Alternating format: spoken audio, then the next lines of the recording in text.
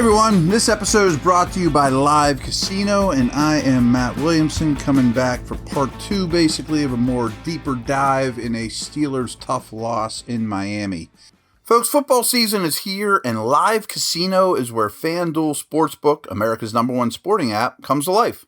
Step up and place your bets as our self-service kiosks or with a sportsbook representative.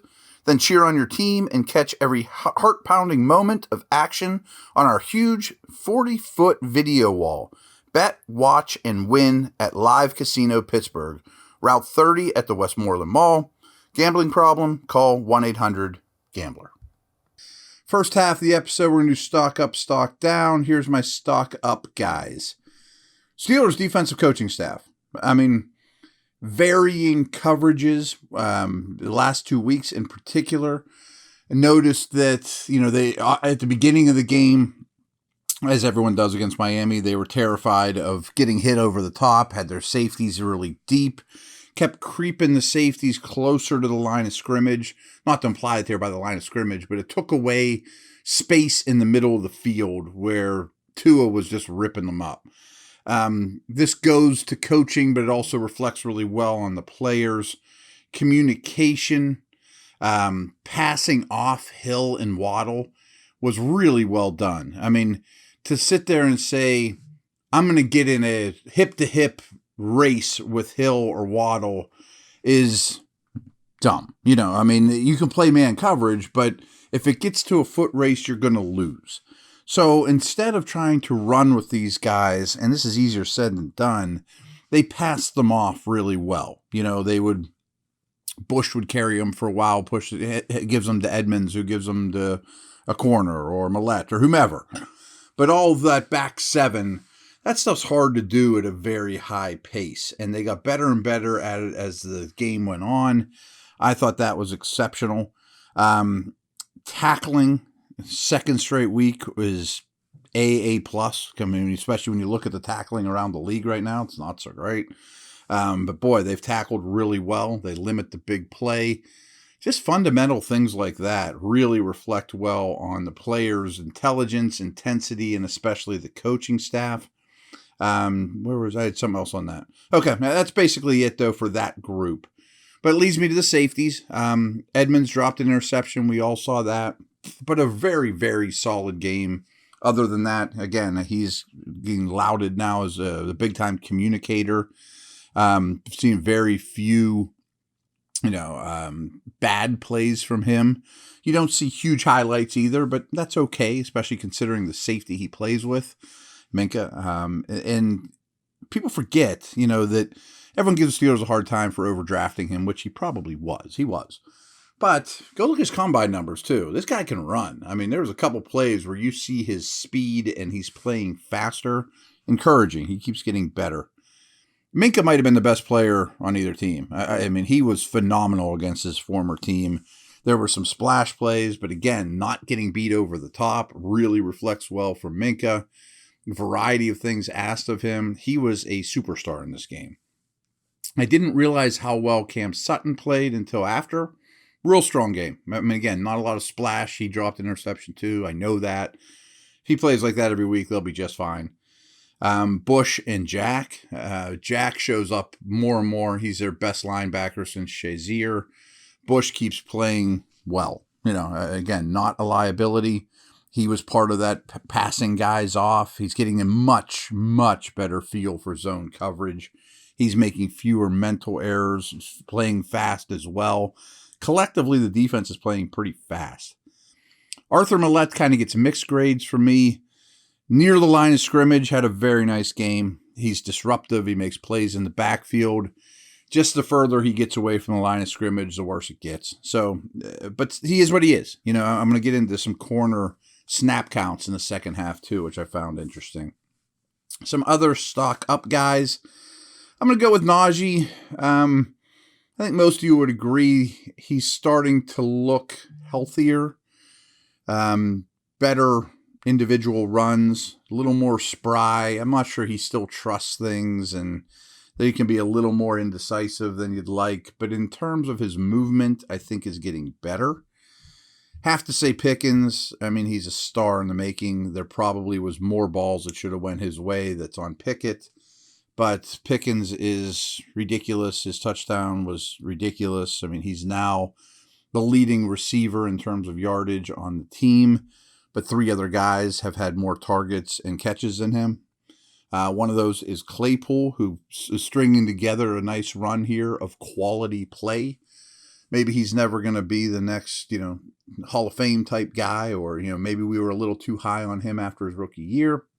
But he has played quite well. He is a more than serviceable number 3 receiver who would be a 2 for a lot of teams. A lot of things I said about Pickens is true about Freiermuth too. Like, those 2 are going to go to a lot of Pro Bowls. And if you think about that in the context of Pickett's career, everybody does that, and I'm terrible about it. Having a Pro Bowl tight end and number 1 receiver, Pickens, I feel very strongly that I'm not overshooting that at all. And every time he's out there, he's targeted a lot, and he comes through. I didn't notice the first time around how well Dotson played, which is great because I've been really hard on him the last couple weeks. It's just one game, but his protection was excellent in this game. Really solid outing. I don't want to say spectacular, but it was a high level of play by Dotson at left guard. Really something to be excited about. This is almost getting boring, kind of like talking about Freiermuth and some of these other dudes, but James Daniels at right guard is just a flat-out good right guard. I mean, he's the 8th best right guard in the league, something like that, at a young age, and keeps getting better and reliable. That's great. I'm going to give the couple Dolphins some credit too. 2 of my favorite young Dolphins, Holland, who I warned you about, and Phillips, both of whom were high picks last year. They're really good young players that had great games, and wish they were Steelers. These are easy to root for young players that I loved coming out of school, love them even more now. They're showing up big for the Dolphins. Also, we kind of talked about the Armstead factor to Miami's O-line. The whole group held up real well, except for the left guard, Eichenberg. You probably saw a couple of his false starts, and those were fear of Cam. And he should be, because he got beat up pretty good by Cam, who probably deserves a stock up as well. But Eichenberg was really their weak link. But the other 4 were much better than they have been for much of the year. Leads me to some stock down here. Steeler pass rush was worse than I even thought. It was as bad as I thought. It was bad. It wasn't close to being good enough. They can't get Watt back soon enough. What I didn't notice to the extreme was how much Miami feared or valued Highsmith. He was getting the Watt treatment. He was getting doubled. He'd get, chipped on the way and then dealt with by Armstead or the right tackle, sometimes tight end help. Like, they treated him like he was the sack leader, not some fluky dude. I think there's a lot to be said for that, because nobody studies tape like these coaches preparing for a game. And if they watched his game and thought, we got to do something about that guy, he's a problem, I think that's a really good sign. I've been really hard on Tyson Alualu, and again, I don't know if he gets out of the season, to be very honest with you. But him and Adams, both nose tackles, not good in this game. It's not that big a worry. It'd be nice if they were an impact guy. Adams overall to me is a keeper, is a depth guy, rotational guy, 12 snaps a game type. But neither is a 1 right now. Levi Wallace had a tough game, and I wonder about him, especially assuming Spoon comes back soon. This might prove to be not a good signing. I'm just on the fence with him right now. This was not a good game. Miami obviously is very familiar with him. They've played against him in the division twice a year. They picked on him, had a lot of success. I'm not going to hang on Pickett too long. The 2 turnovers, not the Claypool one, were really bad. It's going to be a growing experience. I don't know why people would expect much less. But I also think he left some balls out there that should have been thrown. 1-on-1 versus these corners. He should have let more go, in my opinion. Harvin, the punter, there's no consistency. 1 bad punt, and his first one was terrible, is enough to kind of screw things up. I mean, I think I've told you guys on Wednesdays and Thursdays, starting field position, Steelers defense is like in the bottom of the league and most difficult starting field position. Things like this don't help. So something they need they got to win the margins, and they're not scoring a lot of points. You can't have any bad punts. So there you have it. I mean, he did have some fair catches that he boomed, but they weren't necessarily far, but that's fine. They probably were asking them to do that. Steelers offensive tackles didn't have their best day. Moore in particular. Phillips was really good against him. Not a great day for the tackles. My opinion on those guys aren't changing dramatically or anything like that, but it was not their best film, that's for sure. Same is true for Zach Gentry. He was out there for 34 snaps, about half the game. Really didn't make much of an impact. His blocking wasn't up to his usual. So that's a bit of a concern, but is what he is. Maybe Hayward has 5 more snaps and Gentry has 5 less. Something like that. I mean, possible. They're very different styles and they couldn't look any different, obviously. And this brings me back to some of the Pickett stuff about attacking the corners.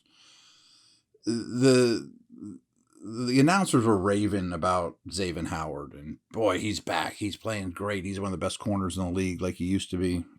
I didn't see it. They just didn't go his way. I mean, they showed some highlights of him locking people down, but there were 60 other plays they didn't show. I thought all of Miami's corners were subpar. Howard was the best of the bunch, as you would expect, but Noah Igbenogany, that's the first time I've said his name right, I think, ever, is really a liability. He was a former first-round pick that they have no faith in whatsoever. I can't believe the Steelers didn't attack him more, and I'm going to blame Pickett, not Canada, for that, because there were plays there to attack him, and they didn't. So there you have it. We'll be back. I got some more nuggets here, just a couple more things. Some of them are overlaps of what we just talked about, but back in a moment.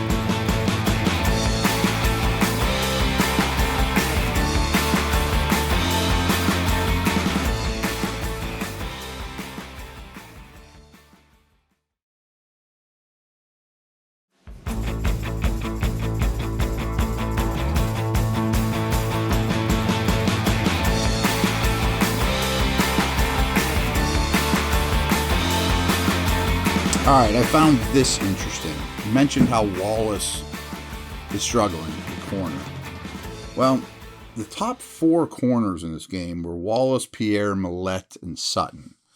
Millette, as you know, is only a slot, and he's kind of not like the others. Sutton can do both.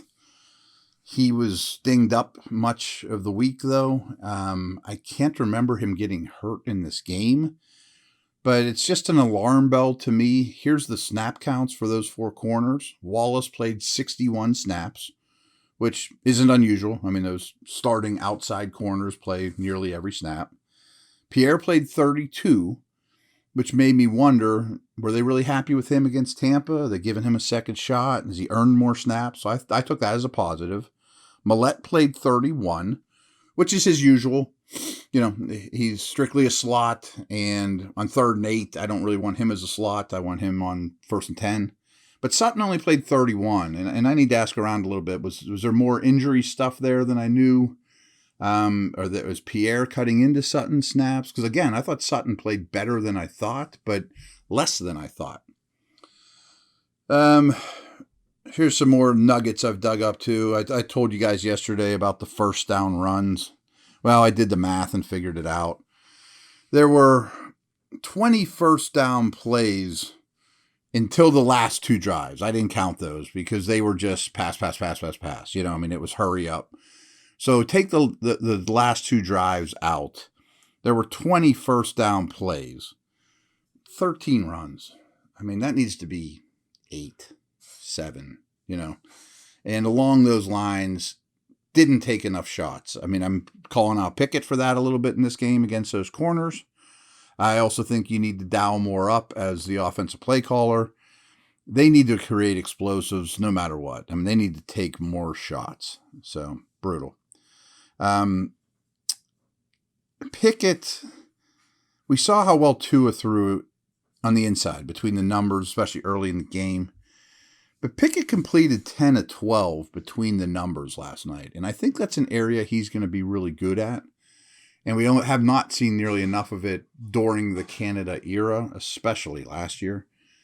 But he didn't create much yardage on those 10. I mean, there weren't big plays, but there was efficiency in the middle of the field. So a lot of quarterbacks, especially young ones, are gun shy, or old ones last year, are gun shy about throwing in the middle of the field with all those bodies, and a lot of bad things happen. But he was very efficient in the middle of the field, so I like that. What else do we have here? Yeah, Miami had 5 plays of 20 or more yards. Not okay. A lot of those were early, of course, but not okay. This doesn't surprise me, and it also contributes to why the pass rush was so lackluster. Very little blitz from the Steelers. The Steelers have been the high end this year about blitz, but they've also been very good changing things up week to week, which goes back to the very first thing I said in the podcast about the defensive coaching staff. They're showing versatility. Very little blitz in this game, and I think that's just fear of Hill and Waddle, and and as a result, you didn't get as much pressure. So that makes it a little better. That you would still think you could get home with 4 more regularly, but they did not blitz much. I mentioned that average starting field position. So the offense is at the bottom of the league and the defense is at the bottom of the league in average starting field position. And they complement one another, but I blame the offense more. This one was brutal too. I mean, their average drive, Steelers last night, or I'm recording this on Monday, average starting drive was at their own 22. So if Miami would have blasted it in the end zone and get in the 25, that would have been better than their average. And 5 of their 11 possessions that really mattered began at their own 18 or worse.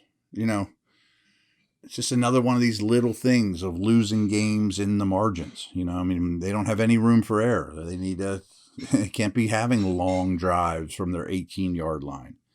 Again, 1 hit on Tua, that goes back with the blitz. We talked about that as well. But it is noteworthy with this defense, too, that they've allowed 34 points over the last 2 weeks to the Bucs and the Dolphins. Probably 2 playoff teams. 2, I know Tampa doesn't look good at the moment, but still Brady and Tua and Waddle and Evans and Godwin and Tyreek. You have 34 points over those 2 games. I mean, that's just a fact. Last thing, and I think some of this much of it goes back to Najee looking sprier, healthier. He still isn't producing great, but it's slowly getting better. As I've been telling you, for much of the year, his snap counts with Warren is 2-1 in Harris's favor. And I'm sure a lot of you are like, it should be 50-50, or Warren should be the starter. He looks like he shot out of a cannon. I understand there's an argument for that. I'm not going to super fight you on it. They're never going to do that. Harris is a second-year guy, first-round pick, foundational player, leader. They're going to lean on him as much as they can. And I think they did more in this game. And here's the snap counts. It was 59 for Harris versus 16 for Warren. So is that what they want? Is that them saying, we're feeling better about Najee? He's feeling better about things. Maybe that's a good sign of things to come. I'm sure some of you are saying, well, that stinks. I want more Warren. I get that too. So I don't feel super strong one way or another, but we know how they handle running backs in the Tomlin era. And Najee is going to be their guy, like it or not. And he is getting better. I do believe that. That's a wrap, folks. We will get back at it tomorrow, digging into the Eagles. And little spoiler alert, they're good.